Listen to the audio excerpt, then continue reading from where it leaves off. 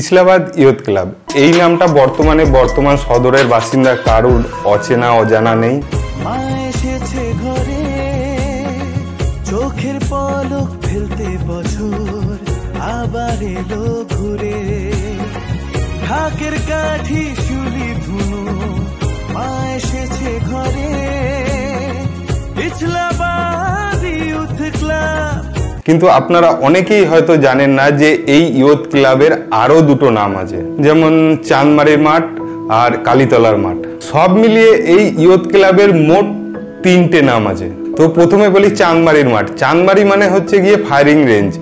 আজ যেখানে youth club আছে তার ঠিক ডান পাশে একটা পুলিশের স্মল ফায়ারিং রেঞ্জ আছে, যেখানে বন্দুকের গুলি ফায়ারিং করা প্র্যাকটিস করা হতো। আমি আমার 19-20 বয়স অব্দি এখানে পুলিশের ফায়ারিং প্র্যাকটিস হতে দেখেছি।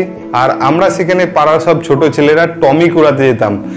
টমি মানে হচ্ছে গিয়ে বন্দুকের গুলির সামনের বুলেটটা, ওটা কোরানোর আমাদের একটা শখ ছিল। কিন্তু তখন ওইখানে মানে ওই রেঞ্জের আশেপাশে ইয়ুথ ক্লাবের আশেপাশে এত ঘনবসতি ছিল না যতটা এখন আছে। কিন্তু ধীরে ধীরে এই ইয়ুথ ক্লাবের আশেপাশে ফায়ারিং রেঞ্জের আশেপাশে ঘন জনবসতি গড়ে ওঠে। যেমন আজকে আপনারা দেখছেন নবারুণ নগর, এমনি আরো অনেক নগর এই ইয়ুথ ক্লাবের আশেপাশে গড়ে ওঠে। আর তার সঙ্গেই বেড়ে ওঠে এই স্মল ফায়ারিং রেঞ্জ থেকে গুলি রিকোজিট হয়ে কারুর শরীরে লেগে যাওয়ার চান্স। আর সেই জন্যই হয়তো সেখানে ফায়ারিং করা আজকের ডেটে বন্ধ করে দেওয়া হয়। আর সেই ফায়ারিং রেঞ্জ মানে চাঁদমারির নামে এই জায়গাটার নাম পড়েছিল চাঁদমারির মাঠ। নেক্সট কালীতলার মাঠ। তো এই ক্লাবের শুরুর দিকে সেখানে একটাই পুজো করা হতো, আর সেই পুজোটা ছিল কালী পুজো।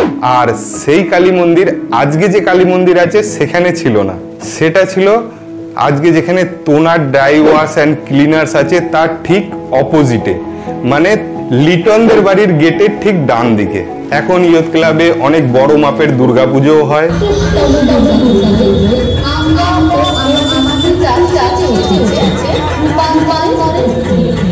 গত অনেক বছর ধরে হয়ে আসছেন, আপনারা সবাই জানেন।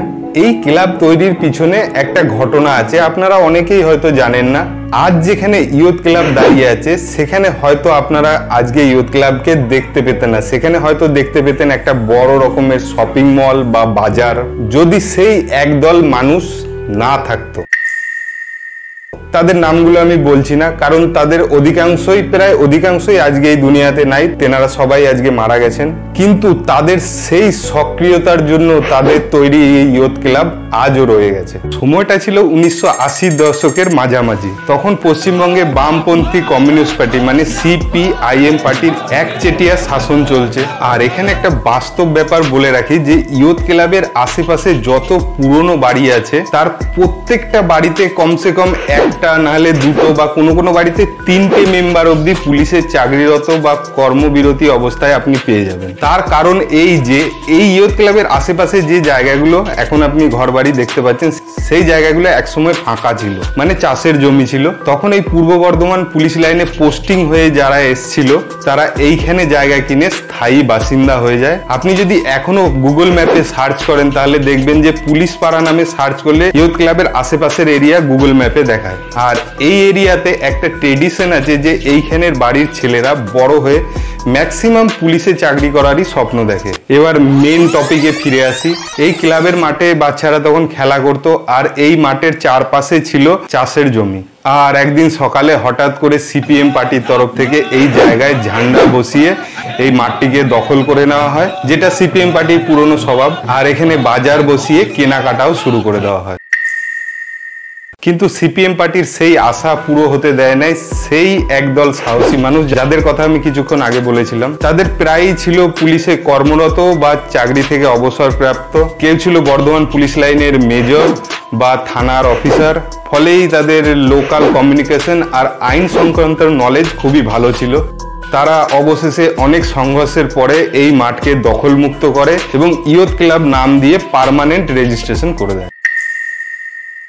কোনো রুলিং পার্টির কাছ থেকে জায়গা ছিনিয়ে নেওয়া বা ফেরত নেওয়া খুব সহজ ব্যাপার নয়। ফলে আজ আমরা যে ইয়ুথ ক্লাব মাঠ দেখছি, এই ক্লাব তাদেরই দান। কিন্তু খুব দুঃখের সঙ্গে বলবো যে ক্লাবের কোথাও তাদের নাম বা ফটো আপনি দেখতে পাবেন না। পুজোর উদ্বোধনী অনুষ্ঠানে অনেক মানুষ আসে, কিন্তু তাদের কোনো নাম বা স্মৃতিও শোনা যায় না। কিন্তু এমন মানুষ অবশ্যই আনতে দেখা যায় যারা ইয়ুথ ক্লাব সম্বন্ধে কিচ্ছু জানে না বা ইয়ুথ ক্লাবের ব্যাপারে তাদের কোনোই অবদান নেই। সবাই যেন অদ্ভুত চামচাগিরিতে ব্যস্ত। এবার আসি এই বছর মানে 2024-এর পুজোর ব্যাপারে। আর এই বছর পুজোর থিম ছিল রূপান্তর। এবছরে আমাদের প্রস্তাবনা হচ্ছে রূপান্তর, মানে আমাদের সামগ্রিক জীবনে ব্যবহার্য অনেক জিনিস যেগুলো আমরা ফেলে দিই সেই সমস্ত জিনিস উপকরণ দিয়ে এবছর। কিন্তু সব ফেলে দেওয়া জিনিসকে কি ব্যবহার করা যায়? আর আমাদের এবছরের রূপান্তর কেন, এই বিষয় ভাবনাটা কেন? দেখুন, সমাজের সবকিছুই রূপরেখা আজকে পরিবর্তন হচ্ছে। সমাজের যত অগ্রগতি হচ্ছে তার দিক দিয়ে চিন্তা ভাবনা করে সবকিছু জিনিসই আজকে রূপান্তর হয়ে যাচ্ছে। কোনো একটা জায়গা থেকে কোনো একটা জায়গায় পৌঁছাতে গেলে মানুষকে রূপরেখা তার পরিবর্তন করতে হয়। কি আরেকবার বলুন, কি বলে?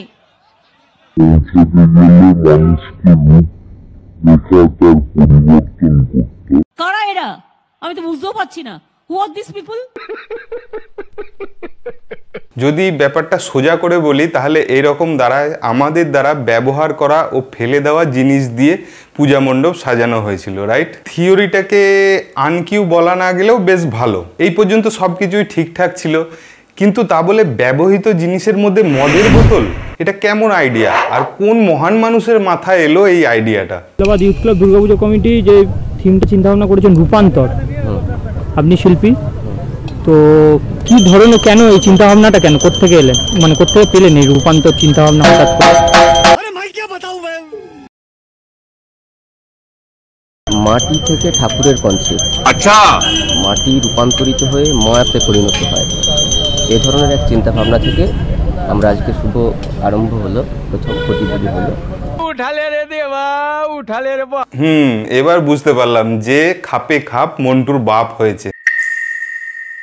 যাই হোক, একবার দেখে নেওয়া যাক যে এই মদের বোতলের সঙ্গে আমাদের সনাতন হিন্দু ধর্মের কি সম্পর্ক আছে। ঋগ্বেদের অষ্টম মণ্ডলের 21-14 নম্বর মন্ত্রে পরিষ্কারভাবে বলা আছে যে ন কি রেবতং সক্ষায়ে বিন্দসে পিয়ন্তিতে সুরাস্য, যার বাংলায় অনুবাদ করলে অর্থ এই দাঁড়ায় যে এমন মানুষের বন্ধুত্ব কখনোই স্বীকার করা যায় না যে মদ্যপান করে, অর্থাৎ মাতাল। এমনকি সে যদি ধনী ব্যক্তি হয়, পয়সাওয়ালা মানুষ হয়, তাহলেও না। সেখানে আমরা মদের বোতল দিয়ে মণ্ডপ সাজাচ্ছি। এছাড়াও মনু সংহিতাতে মদ এবং মদ্যপান বা অ্যালকোহল নিয়ে অনেক ধরনের কথা বলা আছে। যাই হোক, যতটুকুন বোঝা গেল হিন্দু ধর্মে মদ্যপান একটা পাপ কাজ এবং মদকে একটা অপবিত্র জিনিস হিসাবে ধরা হয়। তাহলে দুর্গাপূজার মতো এত বড় পুজোতে এই কাজটা কি করে হলো? আর এই হিসাবে চলতে থাকলে কিছুদিন পরে হয়তো আমরা ম্যান ফোর্সেরও দুর্গাপুজোর প্যান্ডেল দেখতে পাবো, তাতে কোনো সন্দেহ নাই। কিন্তু সব থেকে মজার ব্যাপার কি হলো জানেন? যে স্থানীয় কোনো অভিজ্ঞ মানুষকে বা কোনো নেটিজেনকে এই ব্যাপারে কোনো প্রতিবাদ করতে দেখা যায়নি, এমনকি তারা এই পাপ কাজে উৎসাহ দিয়েছে। কেননা অন্যায় হচ্ছে দেখে প্রতিবাদ না করাটাও একটা অন্যায়। আপনারা অনেকে হয়তো বলতে পারেন যে তুই এত ফটর ফটর করছিস, তুইও তো নিজে মদ খাস। হ্যাঁ, আমি হয়তো খাই, কিন্তু আমার মধ্যে যে খারাপ জিনিসগুলো আছে সেগুলো আমি আমার নেক্সট জেনারেশনকে দিয়ে যাওয়াটা কোন ধরনের কাজ? সমাজে ভালো আর খারাপ এই দুটো আগেও ছিল, সত্য যুগেও ছিল, ত্রেতা যুগেও ছিল, দাপর যুগেও ছিল, আর কলি যুগেও থাকবে। কিন্তু আমরা কোন দিকে সাপোর্ট করব সেটা হচ্ছে দেখার বিষয়। আমরা যেদিকে সাপোর্ট করব আমাদের সমাজ, আমাদের নেক্সট জেনারেশন সেই দিকে যাবে। এই ইয়ুথ ক্লাব মাঠে কিছুদিন আগে একটা ফুটবলের কোচিং ক্লাস আর একটা ক্যারাটের ক্লাস হতো।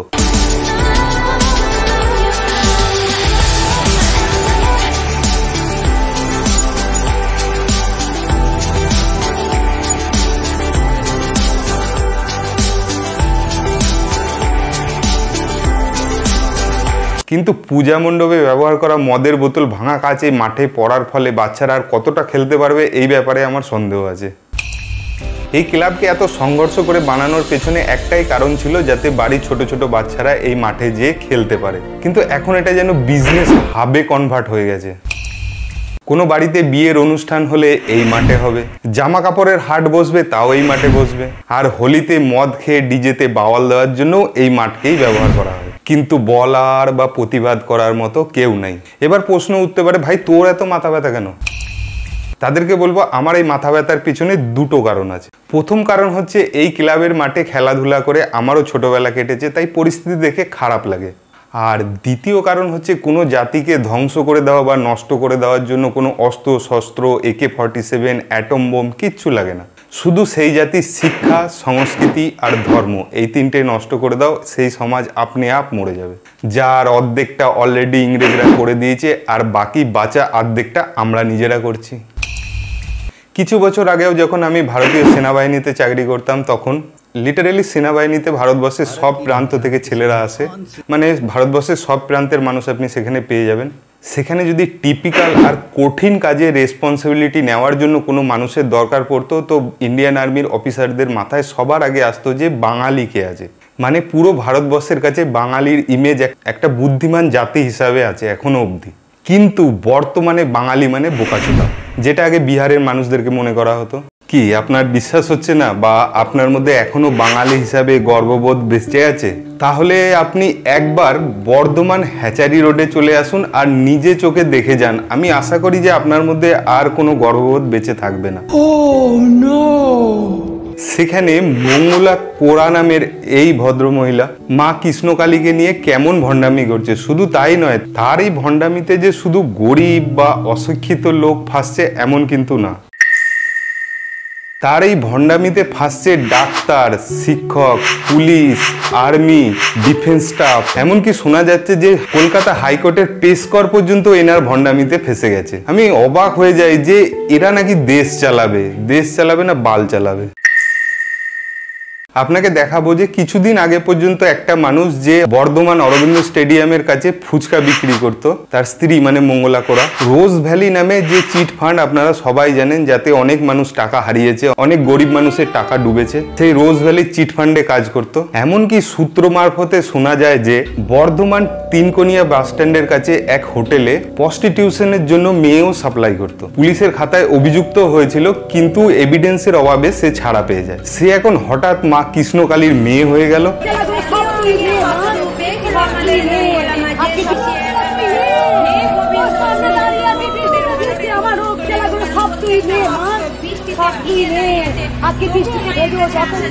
এবং সাধারণ মানুষকে বোকা বানিয়ে সারদা, রোজ ভ্যালির মতো সেই পুরনো থিওরিতে কোটি কোটি টাকার আখের গুছিয়ে নিয়েছে। আমার নেক্সট ভিডিওতে সেই সব কিছু আপনাদেরকে তথ্য প্রমাণ সমেত দেখাবো। আর আপনাদের যদি এই ভিডিও ভালো লাগে তাহলে একটা লাইক করতে ভুলবেন না। আর এই ভিডিওটা আমি কাউকে অপমান করার জন্য বানাই নাই। আর এখানে যে স্ল্যাম ল্যাঙ্গুয়েজ ইউজ করা হয়েছে সেটার উদ্দেশ্য হচ্ছে এই যে কানে কালা আর ঘুমন্ত মানুষকে জাগানোর জন্য একটু উঁচু আওয়াজের দরকার হয়। আর কোনো অভিযোগ বা বক্তব্য থাকলে নিচে কমেন্ট বক্স খোলা আছে। তাহলে দেখা হচ্ছে আপনাদের সঙ্গে নেক্সট ভিডিও। ততক্ষণের জন্য জয় হিন্দ।